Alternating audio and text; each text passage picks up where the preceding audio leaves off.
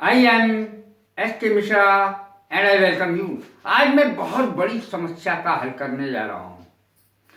छात्रों की क्या, सभी की, छोटे बड़ों को, सभी को ये समस्या आती है। कहाँ लगेगा फॉर, कहाँ लगेगा सिंस, समझ में नहीं आती है। आज ये समस्या ऐसी हल करूँगा कि चौथी क्लास का, तीसरी चौथी क्लास का बच्चा भी समझ जाएगा आराम से, और वो बड़ों को भी बताने लगेगा और बहुत सारी समस्याओं का समाधान हो जाएगा।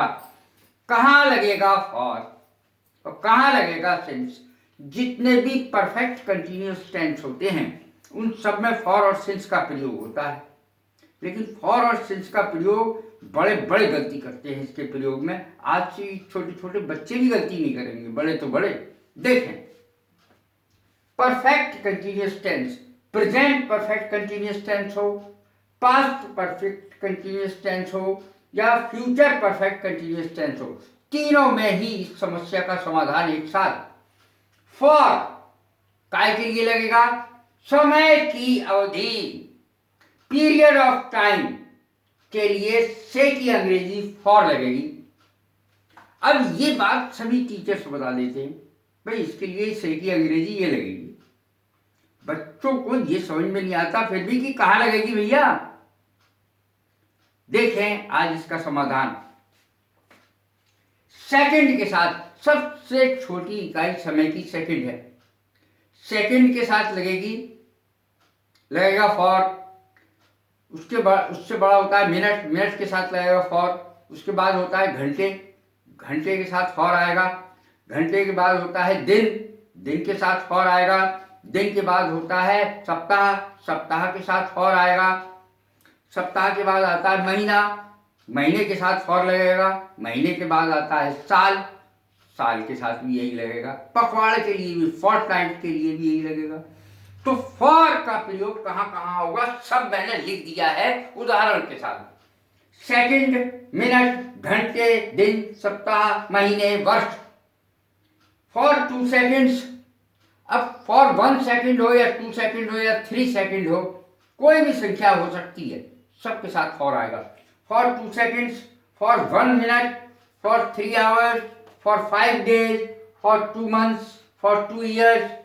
आई have been reading for 2 hours. मैं 2 घंटे से पढ़ रहा हूँ, मैं 2 घंटे से पढ़ रहा हूँ। ये प्रेजेंट परफेक्ट कंटिन्यूअस का टेंस है, सेंटेंस है। I had been playing for 2 days.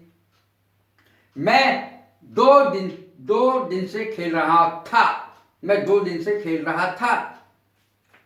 अब देखें, यदि फ्यूचर परफेक्ट का हो तब I will have been playing for 2 days, मैं 2 दिन से खेल रहा होऊंगा। तो इस तरीके से तीनों टेंस में फॉर का प्रयोग किसके साथ होगा बिल्कुल क्लियर है। यदि और कुछ भी पूछना है, आपकी समझ में नहीं आ रहा हो तो पूछ लेना, कमेंट के जरिए मुझसे कोई भी पूछ सकता है। अब देखें सिंस का प्रयोग कहाँ होगा। मैंने बड़े तरीके से बताया सिंस का प्रयोग कहाँ होगा। यदि समय, पॉइंट ऑफ टाइम निश्चित हो तो से की अंग्रेजी सिंस लगेगी। ये मैंने इतना मोटे मोटे अक्षरों में लिख दिया है। अब ये भी बच्चों की समझ में नहीं आता, ये पॉइंट ऑफ टाइम क्या है ये निश्चित समय। तो मैंने अब उदाहरण दिए एक एक बिल्कुल क्लियर बजों के साथ। जैसे 12 बजे तक, भाई 1 2 3 4 5 6 7 8 9 10 11 12 सारे बजों के साथ, या AM लिखे या PM लिखे, सबके साथ सिंस आएगा। सिंस 5 o'clock, ये केवल उदाहरण है, 6 7 8 9 10 कुछ भी हो सकता है। सिंस 5 PM 5 AM कुछ भी हो सकता है। AM PM सबके साथ, चाहे कोई भी टाइम, सबके साथ सिंस आएगा बजों के साथ। अब देखें दिनों के भागों के नाम से पहले, जैसे सिंस मॉर्निंग सुबह से, सिंस नून दोपहर से, सिंस इवनिंग शाम से, सिंस यस्टरडे कल से, सिंस लास्ट नाइट कल रात से। बिल्कुल क्लियर है।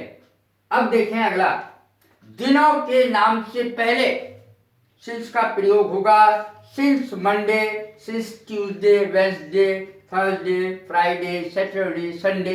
कुछ कोई भी दिन हो, सबके साथ सिंस लगेगा। अब देखें महीनों के नाम से पहले जनवरी फरवरी, जनवरी का तो महीना चल ही रहा है, फरवरी मार्च अप्रैल मई जून जुलाई अगस्त सितंबर अक्टूबर नवंबर दिसंबर, सबके साथ सेंस लगेगा। अब देखें वर्षों के नाम से पहले, अब वर्षों के नाम से पहले 1960 मैंने उदाहरण दिया है, 1960 कोई भी 60 हो 70 हो 80 हो कुछ भी हो 85 हो 86 हो, सिंस 1960 1960 से, अब इसकी यह बिल्कुल क्लियर होगा, अर्थात सन से पहले सिंस लगेगा। सन एक निश्चित समय से पहले, जैसे since he was born, since she was born, इस तरीके के जो सेंटेंस होते हैं उसमें सिंस लगेगा। अब आपके दिमाग में बिल्कुल क्लियर तस्वीर बन गई होगी फॉर और सिंस की। कैसी लगी है मेरी वीडियो? लाइक करें, शेयर करें, सब्सक्राइब करें। God bless you, thank you very much.